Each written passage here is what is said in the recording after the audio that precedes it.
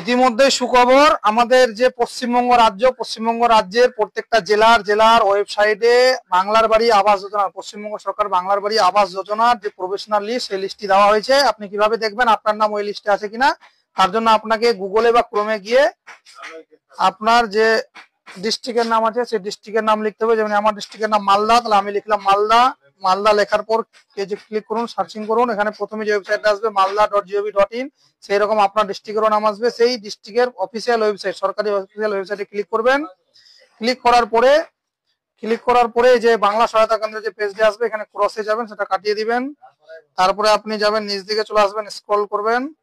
নিচ দিকে আসার পরে যে এই জায়গায় দেখেন আপনার অপশন আসবে এই যে প্রফেশনাল লিস্ট অফ বাংলার বাড়ি ব্র্যাকেটে গ্রামীণ, তারপরে রেড বক্সে লেখা থাকবে প্রফেশনাল লিস্ট 2025-26। এই রেড বক্সটাতে ক্লিক করবেন।